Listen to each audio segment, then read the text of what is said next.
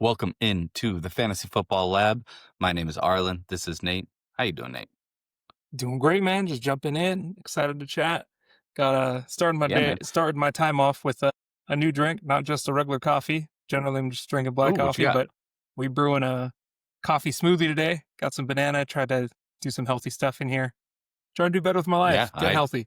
We're rocking. I just have hops and some hops. Cool. It's a good way to go. We had to take uh, we had to take a week off last week because I was emotionally recovering from my favorite player on my Dynasty team and in fantasy football, Skattebo. Skattebo. We'll talk about that in a second, but that broke my heart. Today is going to be about the trade deadline recap. It just happened. There's a few trades there. Most of the big ones were defense. There was a couple big ones for fantasy football, and then there's a couple that I was just happy that didn't happen that are pretty big for some players. So Skattebo though breaks my heart. Tracy's I don't think gonna come back and do what he was doing last year, but Skattebo is just so damn fun to watch. And he was such a fun player. And we said it every week almost of while it lasts. And he's one of those players that are like how he plays is like, all right, at some point this guy's going down, but I can't trade him because I'm just going to enjoy the ride. But he did go down, and it wasn't from what we thought. We thought it would be. A head We injury. thought it'd be his head. The Fantasy Footballers, a podcast I listened to, they had bought the game worn helmet from Skattebo, and yeah, and they said this thing is like the face mask is bent and mangled, and like they were just shocked at how hard this guy runs and how he destroyed his face mask. But no, it was the most gruesome ankle injury that I wish I hadn't seen, and hopefully he returns to form pretty fast. But most likely it's going to be towards the mid to end of next season where it's all Skattebo again. Yeah, we've seen some pretty gruesome leg injuries over the years. I think Dak Prescott looked disgusting. Nick Chubb when his Yeah. went out with the knee injury, but this one was up there. This one was pretty nasty looking. Yeah, and supposedly, like I heard that there might have been like exposed bone too. Like it was pretty rough.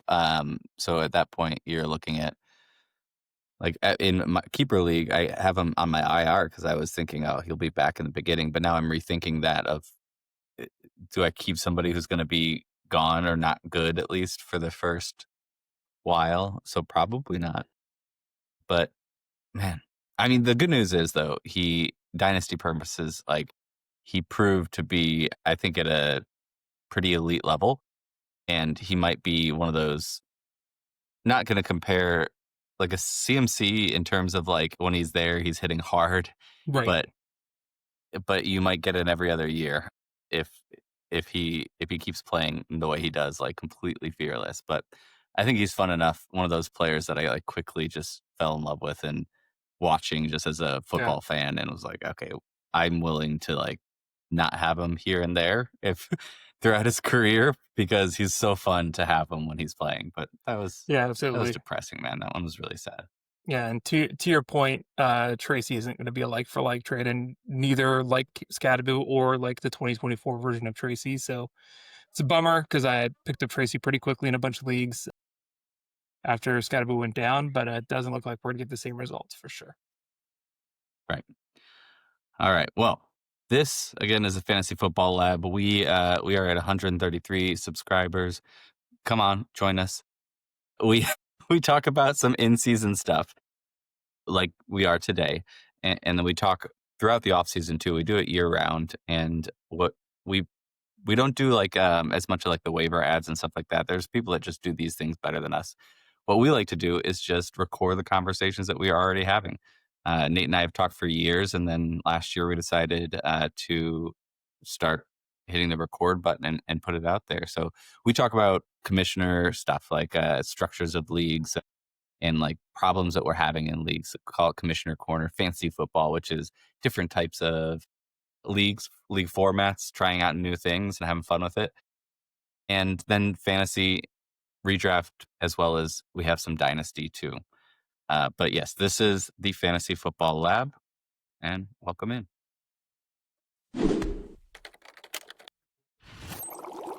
Welcome to the Fantasy Football Lab.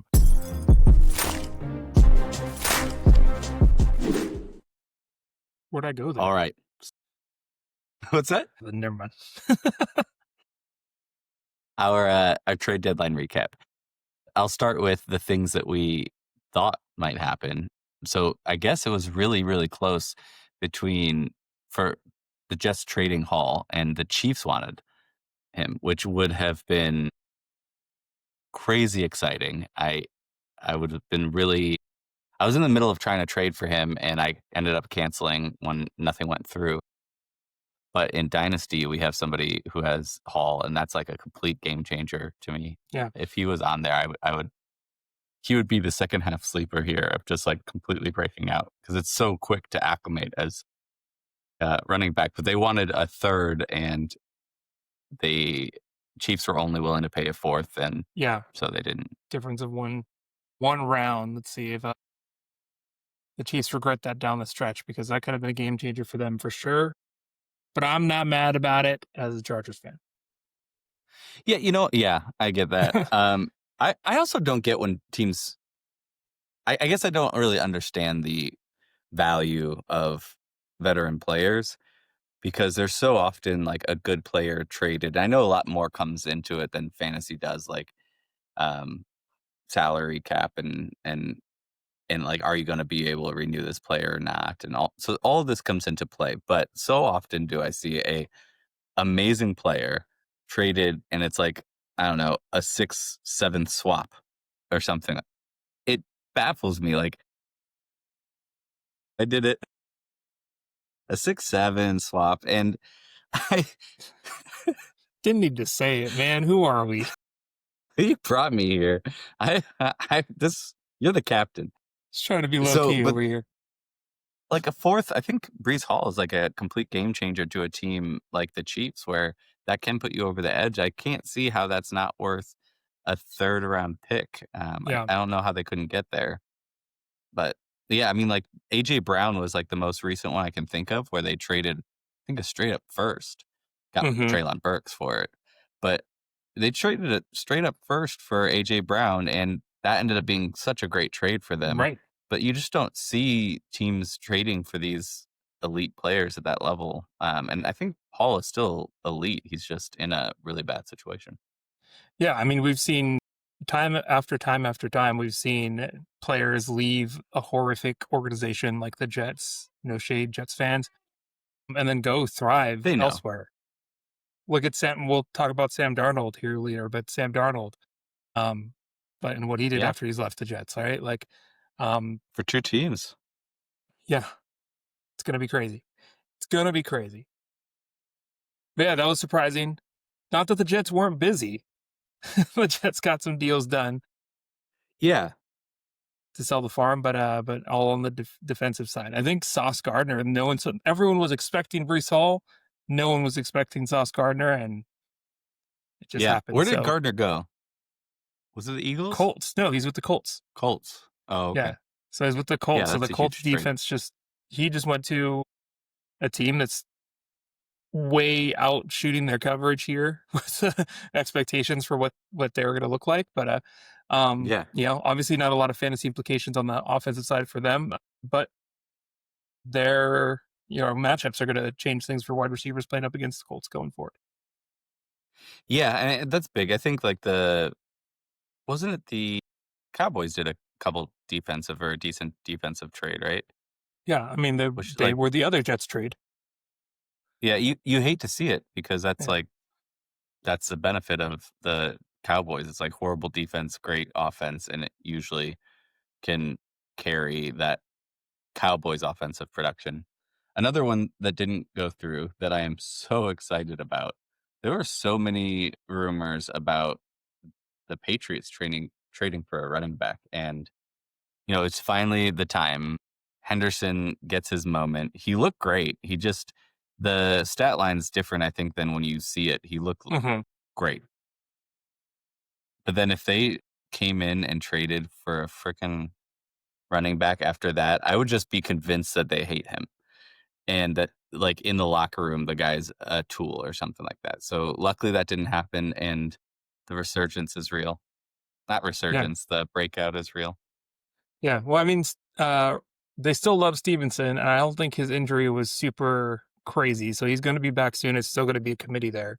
Yeah, I'm going to look at like when that is looking like, because I feel like when it originally happened, I felt like it was maybe a couple weeks where Henderson can at least prove himself. So if I was a Stevenson owner, I would probably not practicing Wednesday for Stevenson. I'm assuming he's out this week. If Henderson gets another go and does really well, then Stevenson owner I would be selling if I was a Stevenson owner right now in both Dynasty and redraft, because I feel like the best case scenario if Henderson has a blow up game is that you've got an actual split now. Yeah. I think he would need like a Kamani Vidal's first game after Hampton went out, or this past week, Monungai's first game with Swift out. Like, I think he'd need a pretty hefty week, but Yeah. accurate.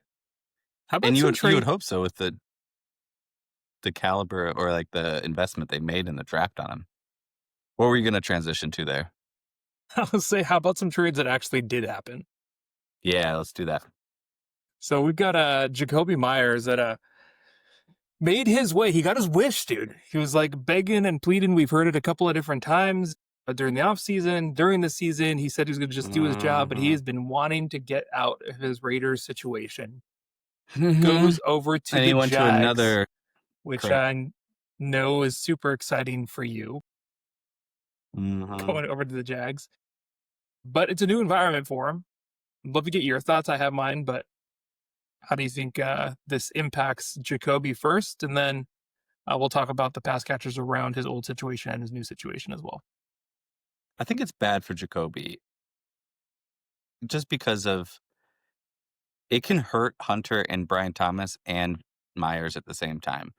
And if I feel like the lack of production was more about the fact that there was conflict there and that he wanted to go. I think that he could have had a good year so far if he was all in on the team and they were all in on him.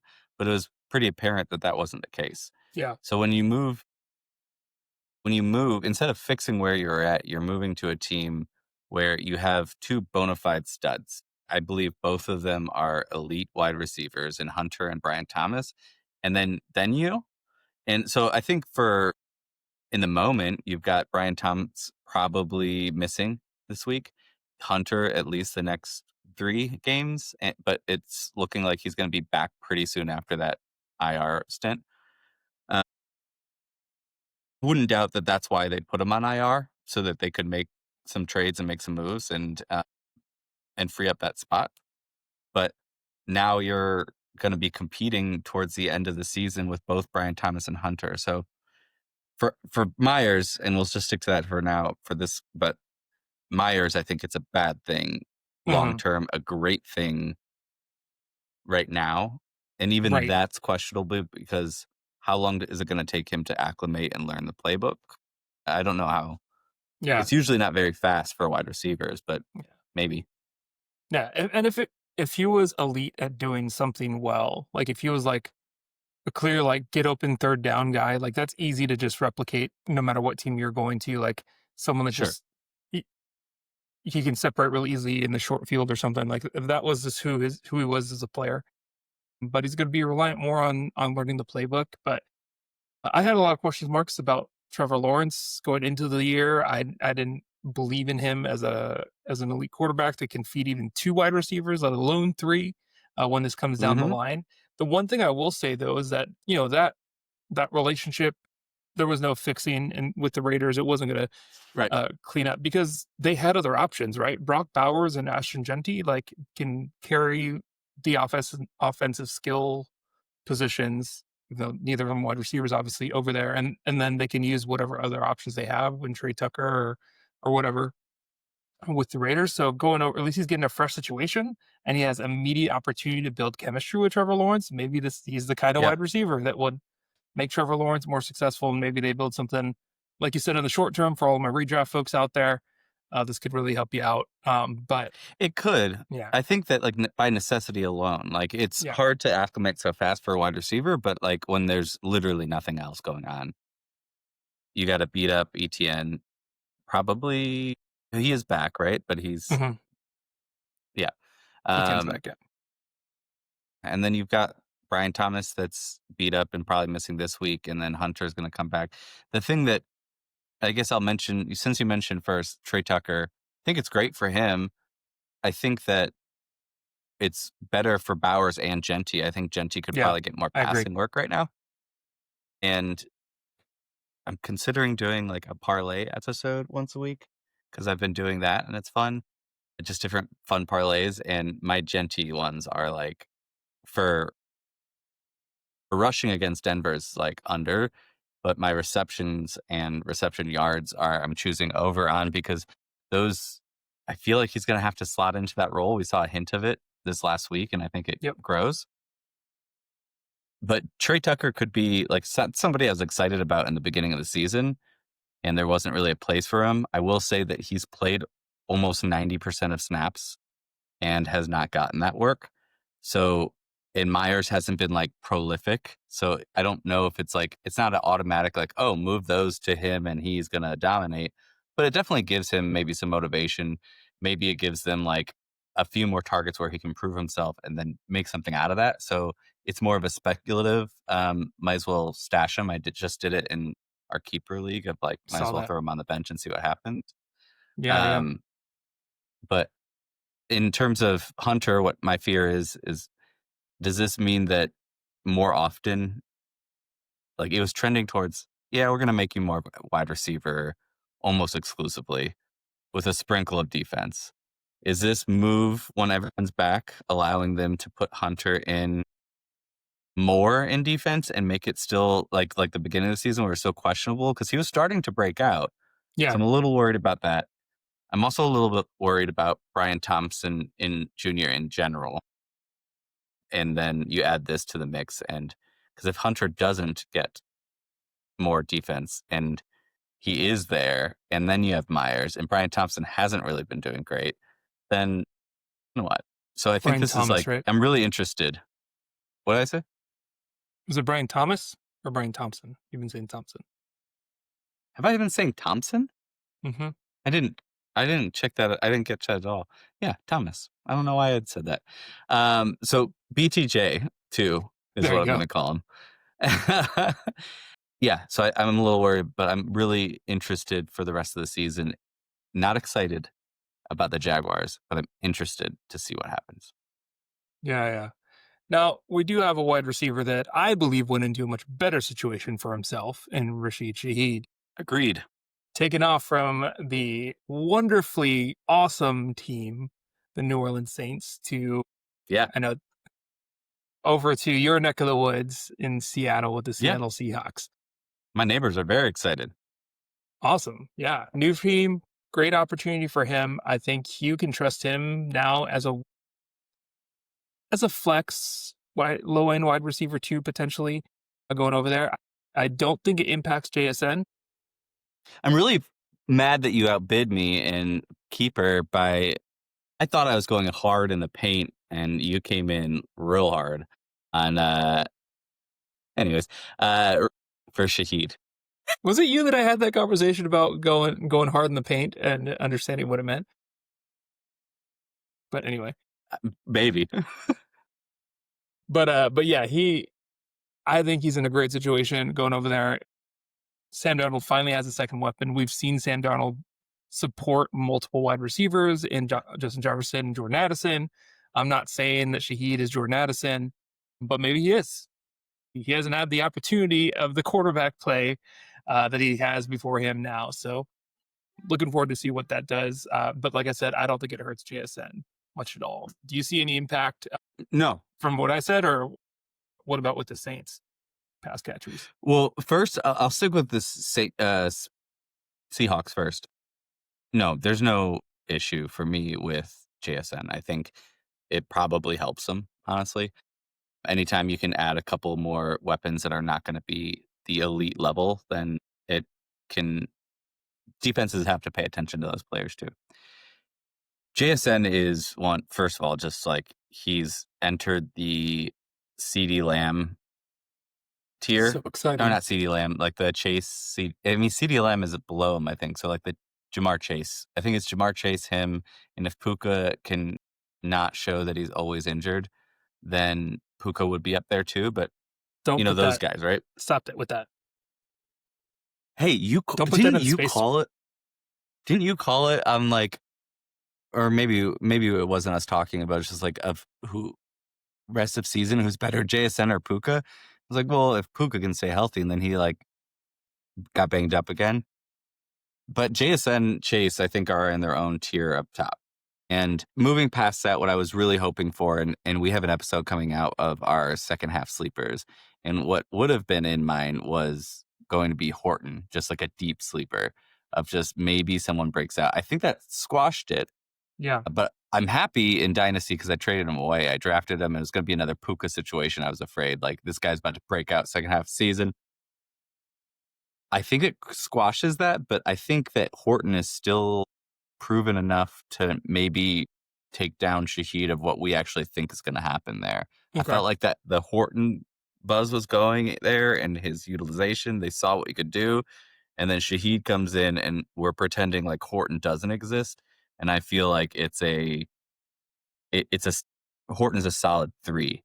And I think it's going to eat into Shaheed more than Shaheed will eat into JSN. On the other side, I don't know what to think.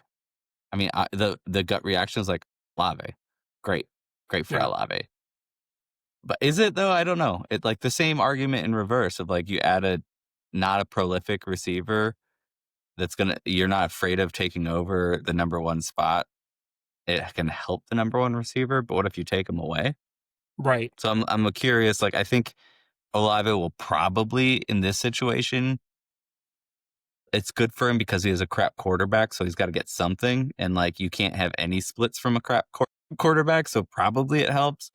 But you add a good quarterback in the future for like dynasty talks, then you really do need a better wide receiver in there. Kamara's going like slowing down.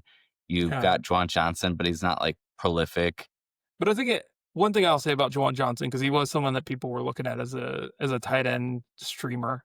I think this helps at least solidify some consistency for him, because the targets are there, right? They're going to go somewhere, and so at least it could give him a little bit more consistency. But I think whatever Shaheed brought to that offense, I think is going to get spread out too much to make any one individual impact. Maybe we see a lot more Taysom Hill involvement and all that kind of stuff, because that guy just never goes away. Yeah, we're still waiting for the first Taysom Hill 40-point game this year, right? Still, yeah. I thought it would come in week 19, but anyways, so those are the moves that have happened. I hated the Jacoby Meyers one because I think it screws everybody. The Shaheed one is exciting. I think more so, and what we didn't mention is it's exciting for the Seahawks and it's exciting for Sam Darnold. You're adding another great weapon to a quarterback that I used to hate, like a Zach Wilson hate, right? Where you're like, get out of here. What are you doing here? You're taking up a spot. And now, gosh, he's one of my favorite quarterbacks because like he kind of reminds me of Phillip Rivers, where he's kind of boring as hell, but he's giving a lot of wide receivers some life and makes them exciting. Tell me I'm wrong. I'm just wondering why Phillip Rivers over here catching strays. I don't know what's happening. I was trying to think of a quarterback real quick, and then I looked at your face, and I could only see Chargers. But I felt like it's a good comp in terms of that perspective. It's a good comp. His play was boring, except for he was great at the things he was great at. Totally. Same thing with Sam. Sammy boy. That's what I call him. Sammy boy. Same thing. All right. Cool. Well, Any others that we need to talk about? I think No, but hey, if you all saw any other trades that went down that had some impact that we didn't think about, we ain't thinking deeply enough. Maybe there's some offensive line things that happened that changed things up for running backs or protecting some quarterbacks that we missed. Let us know in the chat because we love seeing your comments. We want to respond to them. We are still at 100% clip, I think, right? So yeah, 100% of the comments that have come in responded to. If we know you personally, we might have just liked it and sent you a text. But otherwise, we've responded to every single comment that's come in. So we want to respond to yours and like get that feedback from you. My question for y'all is order the Jaguars. And I know it's just shit, right? But let's order the Jaguars and rest of season. Where do you think they fall? Specifically wide receivers, because Brenton Strange is coming back too. So that's another young pass catcher that was doing things in that offense. I don't think he's going to do any. That's a great, that's a good thing to throw in there. Don't do that. Don't throw in Strange. But also, I should throw in whatever. But I think that that's like one of those players that would have been a sneaky ad that I just don't feel like is a good idea and worth it anymore.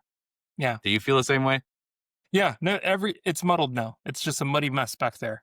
It's just like just like the running back room was when they had a Tank Bixby, like, right? Yeah. And still kind of is, but not as bad.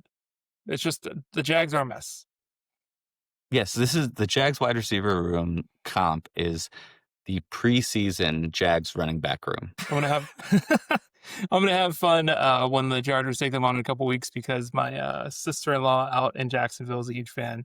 And they had a time with me when we lost to them in the playoffs. So looking forward to it. But yeah. All right. Well, this has been the Fantasy Football Lab. I'm Arlen. This is Nate. We got some more coming to you this week. I think next on the docket, we've got second half sleepers, and we've got an update on our bold predictions. Oh, yeah. All right. It's been real. Subscribe.